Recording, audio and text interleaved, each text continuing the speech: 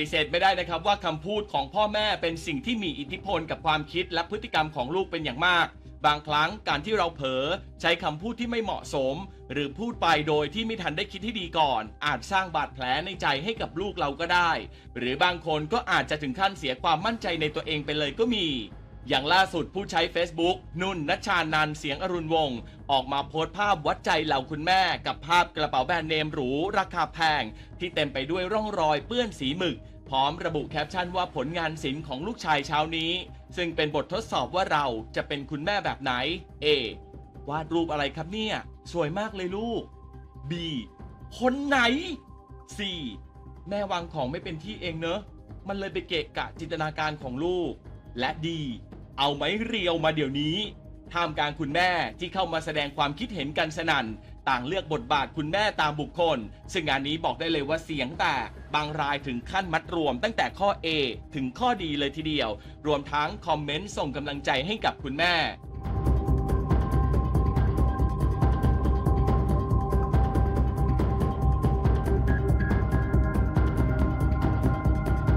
เมื่อลูกเราทำผิดสิ่งที่พ่อแม่ไม่ควรทำคือการลงโทษด้วยความรุนแรงเพราะเด็กจะหวาดกลัวและไม่ได้เรียนรู้บทเรียนสำคัญแม้การลงโทษจะทำให้เด็กหยุดทำพฤติกรรมนั้นทันทีแต่เขาหยุดทำเพียงชั่วคราวเขาอาจจะไม่ทำพฤติกรรมนั้นต่อหน้าเราแต่พอรับหลังเราอาจจะแอบทำเมื่อมีโอกาสที่สำคัญการลงโทษที่รุนแรงนำไปสู่การเรียนแบบพฤติกรรมที่รุนแรงได้เมื่อลูกทำผิดสิ่งที่พ่อแม่ควรทำคือการตั้งสติอย่าเพิ่งตัดสินใจหรือบุ่มบ่ามทำอะไรรับฟังลูกและคนในเหตุการณ์เพื่อนำมาพิจารณาอย่างยุติธรรมและเพื่อให้ลูกรับรู้ว่าพ่อแม่รับฟังเขาและไตร่ตรองดีแล้วจากนั้นสอนให้เขารับผิดชอบต่อการกระทำของตัวเอง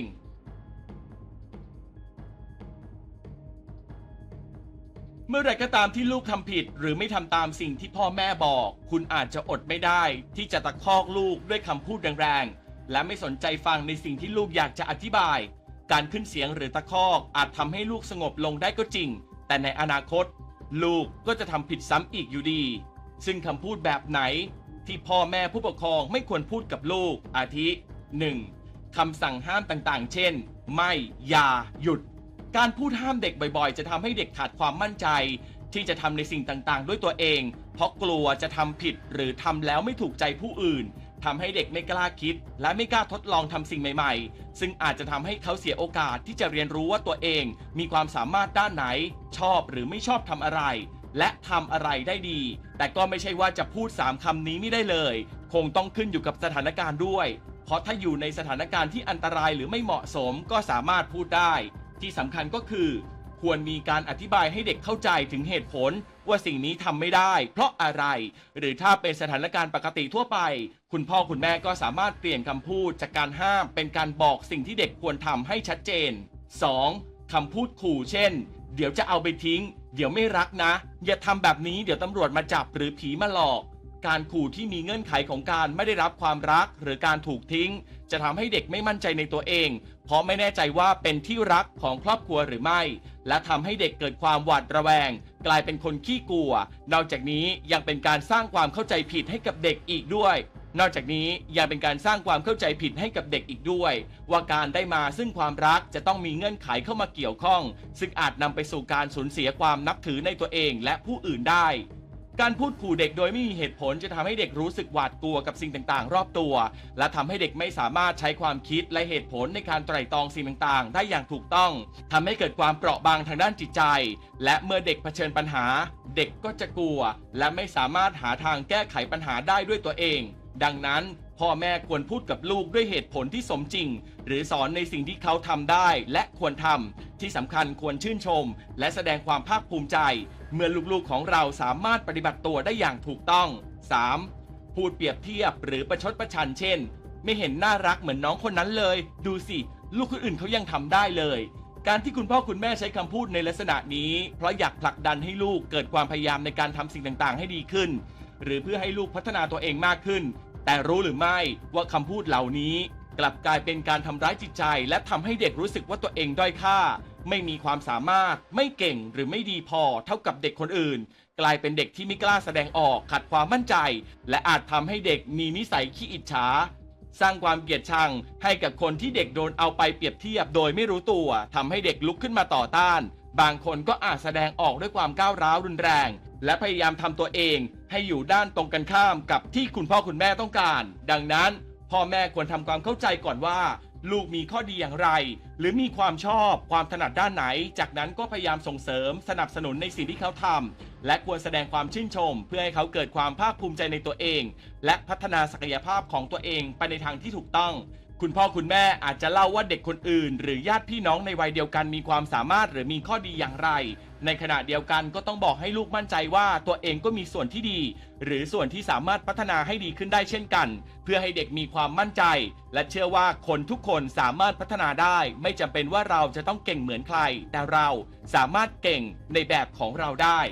4. พูดเชิงบังคับเขี่ยวเข็นเช่นทำไมไม่รับผิดชอบอะไรเลยต้องพยายามให้มากกว่านี้สิเทอมนี้เกรดต้องดีกว่านี้นะการใช้คำพูดเชิงบังคับเขี่ยวเข็นส่งผลคล้ายกับการพูดเปรียบเทียบนั่นคือทำให้เด็กรู้สึกไม่มีคุณค่าไม่กล้าแสดงออกทำให้เด็กรู้สึกเครียดกดดันตัวเองจนทำให้กลายเป็นคนมองโลกในแง่ร้ายไม่ไว้ใจผู้อื่นหรือมุ่งสู่ความสำเร็จเพียงอย่างเดียวโดยไม่สนใจคนรอบข้างและยังทำให้ความสัมพันธ์ในครอบครัวไม่ราบรื่นเพราะเด็กอาจแสดงความก้าวร้าวรุนแรงต่อต้านผู้ปกครองและพยายามทำตัวเองให้อยู่ด้านตรงกันข้ามกับคุณพ่อคุณแม่แนะนำว่าลองเปลี่ยนจากการบังคับมาเป็นให้กำลังใจลูกแทนจะดีกว่าเพราะการให้กำลังใจเป็นการแสดงออกถึงความรักและความห่วงใยเด็กเองก็จะรับรู้ได้ถึงความหวังดีที่พ่อแม่นั้นมีให้ซึ่งจะช่วยให้เด็กมีความมุ่งมั่นและมั่นใจที่จะทำสิ่งต่างๆมากขึ้นและยังเป็นการเสริมสร้างความสัมพันธ์ในครอบครัวให้ดีขึ้นอีกด้วย